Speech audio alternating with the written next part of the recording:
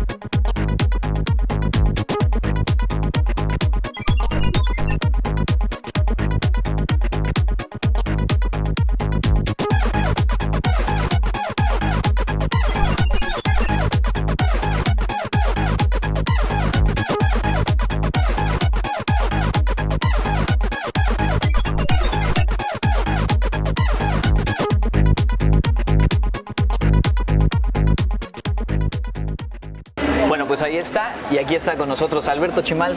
Muchísimas gracias por compartir este tiempo en Vida de Letras. Al contrario, gracias por recibirme. Y bienvenido de vuelta a la Filey. Mérida te sienta bien y la Filey te sienta bien. Pues sí, yo creo que sí. Esta es la primera, no, la tercera vez que vengo, que estoy diciendo. La primera vez de una pausa, después de una pausa del año pasado, que por desgracia no pude venir. Pero bueno, aquí estamos otra vez. Llegando a Mérida, me imagino que ya conoces muy bien dónde están los buenos tacos de cochinita, dónde se come bien, a dónde hay que visitar. Espero conocer algún otro lugar nuevo. Ya he probado varios de los clásicos y sí tengo muchas ganas. ¿Te gusta como viajero sorprenderte de pronto buscar o eres de los que vuelven a aquel primer café o aquel primer lugar en el que estuvo en el primer viaje? A veces soy de un tipo y a veces del otro. Quiero visitar algunos lugares que ya conocí y quiero conocer otros nuevos. Seguro. Y hablando de novedades, nos traes a la feria. Hace un ratito presentaste este trabajo, el juego más antiguo, escribiendo para niños, algo que vienes haciendo hace algún tiempo. Y me imagino que impone ciertos retos escribir para los chicos. Sí, cuéntanos sobre eso. Es muy importante, me parece, no perderles el respeto a los niños. Hay, por desgracia, muchas personas que creen que para escribir para niños basta con hacerlo como simplificado, digamos, o como reducido de alguna manera en alcances, en inteligencia, y al contrario, es todo lo contrario. Es mucho más difícil engañar a un niño, a un joven con un mal texto, de lo que resulta engañar a un adulto. Entonces, más bien, al contrario, en lugar de engañarlos, hay que ser, digamos, más cuidadosos, más sinceros, más respetuosos. Es una tarea bien particular la de escribir para niños. ¿A qué jugabas de niño? Yo recuerdo que hace 2-3 años que estuviste en la Filey, en tu presentación contabas que vivías muy cerca del estadio La Bombonera, si no me equivoco, en el Estado de México, y que era para ti todo un fenómeno cada 15 días los partidos, no necesariamente por ser fanático del fútbol. No. ¿A qué sí jugabas? ¿Qué te apasionaba de niño? Jugaba más, por una parte, como con figuras, con juguetes, muñecos, y jugaba a inventar historias. Era muy curioso. Tenía el surtido que te puedes imaginar, pues, de figuritas de acción, bueno, las que ahora se llaman de acción, que en aquella época las vendían en el mercado y eran de plástico rígido, ¿no? Carritos, lo que quieras. Pero a mí me gustaba mucho inventarles historias, ¿no? Irme figurando como qué sucedía con esos personajes o qué hacían. Mi hermano se irritaba un poco conmigo cuando éramos muy chicos porque yo le decía, ahora es tú una situación, así le decía. Entonces me quedaba viendo así, ¿no? Y yo no quería continuar hasta que no se hubiese hecho un argumento, ¿no? Claro. Y quería que él participara, pero a él le interesaban otras cosas. Entonces, como que ese fue uno de los varios lugares donde pues fui descubriendo también esta inclinación, ¿no? Por contar historias. ¿Y tu relación desde niño con los libros y con el autor? También te he leído decir que de repente para ti esa figura del autor, desde pequeño la ubicas. ¿Cómo fue? ¿Cómo se fue dando? Es que entre los libros que había en casa de mi mamá, cuando yo era muy chico, había varios en los que se hablaba pues muy enfáticamente de autores, de la gente que hacía los libros, ¿no? Había por ahí, digamos, el texto donde algún antologador explicaba cómo había hecho una selección de cuentos para una colección, una antología. O estaba también un texto autobiográfico que me encontré en otro libro donde un autor explicaba que su papá trabajaba en un puesto de periódicos, entonces las revistas que leía no las podía maltratar porque luego las iban a vender, Claro. ¿no? Y que él leía y leía y leía y se quedaba ahí encerradito en el kiosco cuando estaba cerrado leyendo. Ajá. Y en las cosas que leía venían también las referencias a la gente que escribía, y yo de ahí me fui enterando también. Claro, porque digo, lo común sería que un niño pequeño anhele ser futbolista, bombero y después empieza uno a ubicar ciertas profesiones, pero no es tan común, ¿no? Pensar en la figura del escritor o del autor. Tal vez sí la inquietud de hacer historias, pero no necesariamente visualizarse ahí. Pues sí, pero mira, yo por casualidad me tocó, así como otras personas se familiarizan rápido con el futbolista o el médico o lo que tú quieras, ¿no? A mí me tocó familiarizarme o estar delante de la idea del escritor, entonces pues de ahí me empezó a interesar. Y en este ejercicio, en este trabajo de escribir literatura para niños, ¿cómo ha sido tu contacto con ellos? Me imagino que cada presentación es un misterio de cómo va a surgir, qué preguntas te van a hacer. Sí, es totalmente un misterio. Ahí no hay formalidades y todo es directo. Y no debe haberlas, y es importante prestar atención, y es importante hacer caso de lo que se está diciendo, y también es tratar de responder de una manera sincera, respetuosa, informada pues a las inquietudes de todo el mundo, ¿no? No ponerse en plan condescendiente de ninguna manera. Creo que, aparte que es muy feo de por sí, pues los niños lo detectan, o sea, los niños detectan de inmediato la condescendencia, el desdén, y una vez que lo han detectado ya no quieren volver a hablar contigo nunca, y con justa razón, además. Claro. ¿No? Y en este trabajo, en el juego más antiguo, pues tú abordas la tolerancia, abordas el odio, pero todo esto lo planteas en un duelo entre dos brujas. O sea, la fantasía también es una vía de entrada con estos lectores, pero me imagino que también como autor te permite generar esas situaciones de acuerdo con lo que quieres plantear en el punto exacto, ¿no? Sí, justamente creo que el gran tema de este cuento, como bien dices, es la tolerancia. Y me interesaba de alguna manera tratar de expresarlo en este escenario extraño, mágico, además realzado pues por las ilustraciones de Isidro Esquivel, que son loquísimas, ¿no? Que son con influencia de Tim Burton, del Bosco, rarísimas, ¿no? Muy bellas. Me interesaba porque siempre me ha interesado, creo, por lo menos desde que empiezo a tener conciencia de que me interesa escribir, de qué historias quiero contar. Y además, en este momento particular, pues porque creo que nos hace mucha falta. Nos hace mucha falta poder ponernos en los zapatos de otra persona, tratar de comprender las razones de los demás. Esta es una época en la que desgraciadamente nos enojamos de todo con quien sea, por muy nimio y absurdo que parezca, y de pronto podemos embarcarnos solos en odios mortales por cualquier cosa, ¿no? Sí. Amplificado a través de internet, de las comunicaciones modernas, ¿no? Entonces, de alguna manera me parece que es bien importante insistir en que esa situación tiene que ser revertida de alguna forma. Tenemos que hacernos conscientes no solamente de aquellos que piensan igual que nosotros, sino también de los que no. Claro.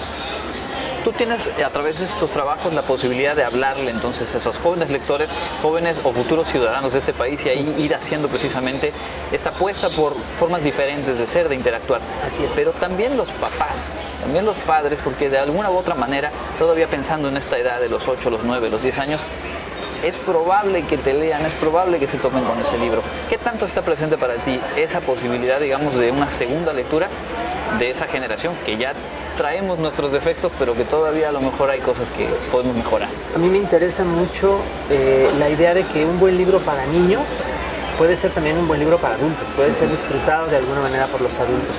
Creo que a eso trato siempre de apuntar, y en algunos momentos se logra, pues sí me ha tocado encontrarme con lectores adultos que se encuentran con mi trabajo, que incluso ya siguen mi trabajo, y que de todas maneras no tienen ningún empacho, ningún prejuicio en ir y conseguirse su ejemplar de este libro, de algún otro de los que son para niños. Y eso a mí me parece algo muy, muy bueno. Digo, no solo para mí, sino porque creo que es una experiencia que todos deberíamos permitirnos, ¿no? Abrirnos a diferentes formas de literatura, a diferentes tipos de historias, y no cerrarnos en uno solo. Lo pienso también porque, por ejemplo, algunas de las lecturas más bellas y más significativas que he tenido en mi vida adulta han sido libros etiquetados para niños. O sea, desde La historia interminable de Mijael Ende, que lo leí cuando tenía 20 y tantos, ¿no? Me parece todavía un libro entrañable, que me acuerdo de lo que sentí cuando lo leí, ¿no? Que es tremendo. O, por ejemplo,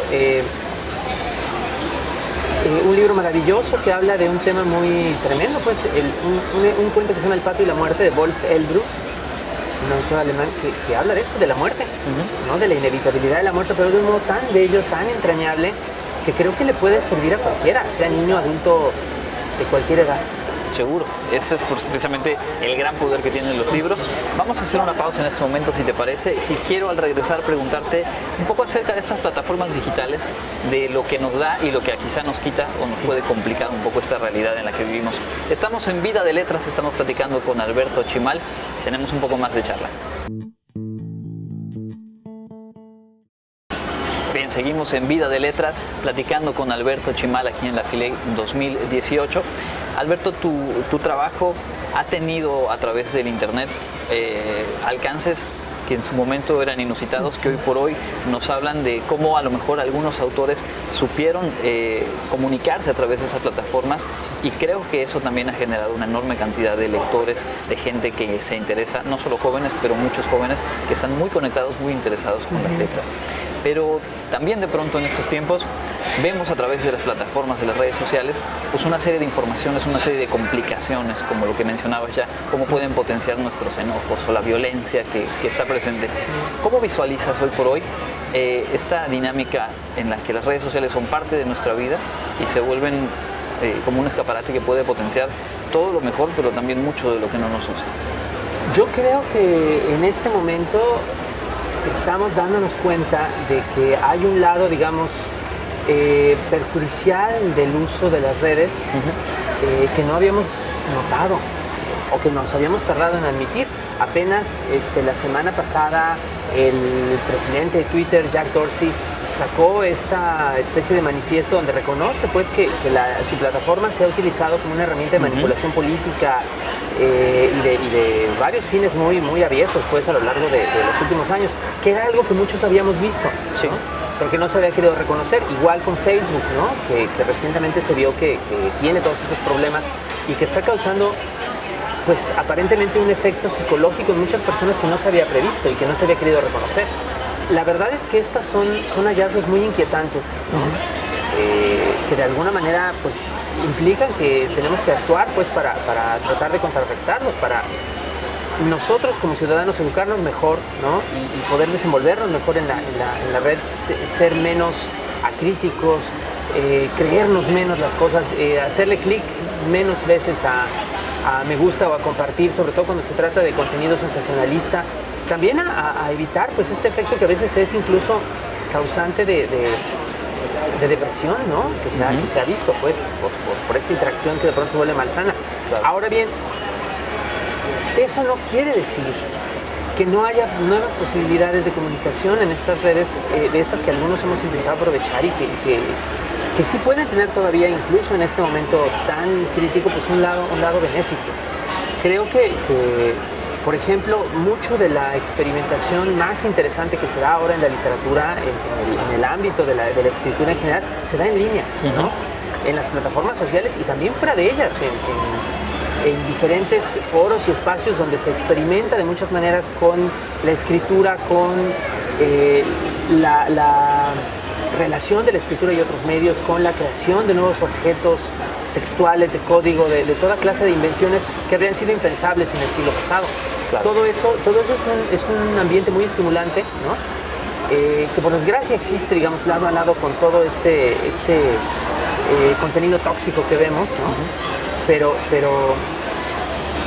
Pero una cosa, digamos, no anula a la otra. Entonces, creo que sí es importante que mientras siga existiendo también más o menos la posibilidad de una internet libre, que por desgracia también está amenazada, podamos seguirla utilizando para difundir esto otro que sí amplifica nuestra posibilidad de conocimiento, amplifica nuestra posibilidad de tolerancia, ¿no? Al contrario de volvernos menos tolerantes. Creo que eso es justamente lo que ahora tenemos que darle más vuelo para ayudar a contrarrestar esto otro terrible que estamos descubriendo. Y en ese tenor y en ese mismo sentido, te pediría que nos compartas un poco de lo que ha sido el proyecto #Escritura 2018. Porque si bien cuando tú surges, cuando tú lanzas las historias.com.mx, se vuelve toda esta vorágine de gente interesada por la lectura, por la creación, pues es como un siguiente nivel lo que han ido generando en Escritura 2018. Sí, bueno, efectivamente, este proyecto de #gatito Escritura 2018 es uno que tenemos mi esposa Raquel Castro, también escritora, y yo, en el cual tratamos de publicar durante todo el año, digamos, textos, videos, diferentes tipos de contenido para acompañar, para apoyar a gente que quiera realizar un proyecto de escritura propio, ¿no? No es un taller literario en el sentido de que no leemos los textos de nadie, o sea, no se trata de revisarlos o de regirlos, de normarlos, sino más bien de, como decía, de acompañarlos, de ofrecer nortes, ayudas, referencias, por las cuales alguien pudiera ayudarse a realizar un proyecto propio, a adentrarse, incluso aunque no sea profesional, Sí. en la escritura. Creo que eso es bien importante porque de cierta manera ya estamos escribiendo en este momento más de lo que se escribía hace una generación. Es solo que no estamos escribiendo libros o artículos, sino que estamos escribiendo actualizaciones en Facebook o estados de Twitter o lo que sea, ¿no? Pero si podemos como apoderarnos de esa escritura, digamos, casual o azarosa de las redes y ponerla, digamos, a nuestro servicio, en el sentido de que no sea nada más como la obligación cotidiana de avisarle a la gente cómo estamos o de quejarnos de algo, de reaccionar a alguna cosa, sino encontrarle este otro propósito más personal, más expresivo, más íntimo y a la vez más capaz de relacionarse con otras personas, ¿no? Pues vamos a estar logrando algo también. Yo soy un convencido de que la escritura puede ser profesional y nos falta también mucho para mejorar la situación de los colegas en este país y en el mundo, pues que en muchos casos viven o vivimos en gran precariedad, ¿no? Con mucha incertidumbre, ¿no? Pero además creo que cualquier persona, incluso si no es profesional, puede beneficiarse de la escritura, puede encontrarse experiencias que enriquezcan su propia vida, que la vuelvan más compleja, que la vuelvan más profunda escribiendo. Y ese es parte del propósito que tenemos con Escritura 2018. Y bueno, por supuesto que tenemos todas estas vías de contacto con muchos autores, en tu caso lo es de manera intensiva y prácticamente desde que la gente te fuimos encontrando, descubriendo.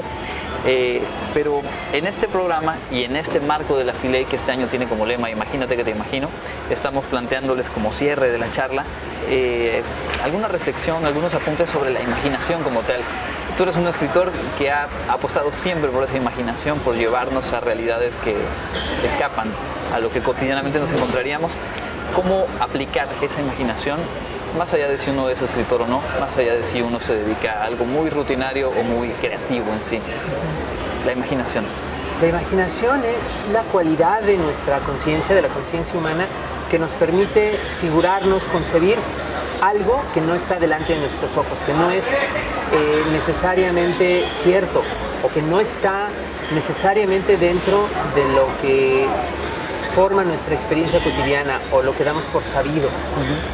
Lo digo de todas estas formas porque a veces se piensa que la imaginación es nada más para figurarse mundos fantásticos y personajes extraños.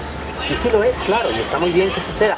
Pero también de pronto la imaginación también es la facultad de la conciencia que nos permite preguntarnos por qué las cosas son como son, por qué no son de otra manera, de qué otra forma podría yo concebir mi propia vida, de qué otra forma podría yo concebir el país en el que vivo, ¿no? De qué otra forma podría yo quizá plantearme alguna alternativa ante mi propia existencia. Todo eso también requiere la imaginación.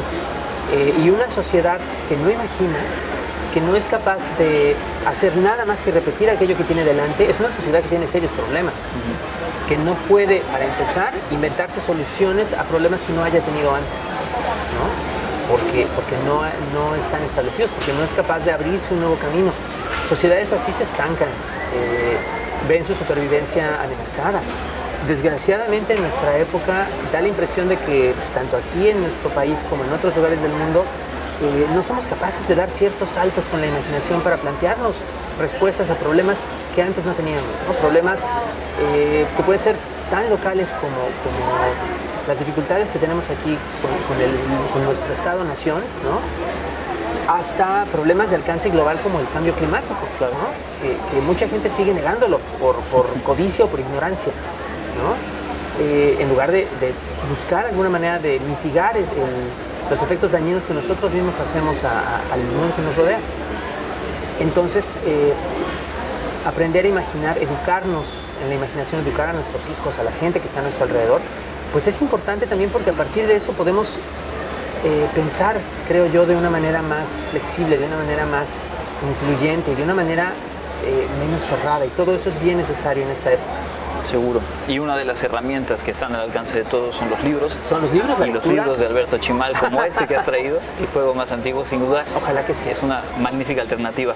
Pues Alberto, nos imaginamos la Philae 2019 contigo de vuelta. Y la disfrutamos, ¿cómo no? Y ojalá tengamos oportunidad de charlar contigo nuevamente. Muchísimas gracias. Gracias. Amigos, Vida de Letras, la Philae 2018 continúa y nosotros los esperamos en un próximo encuentro. Gracias. Estamos en contacto.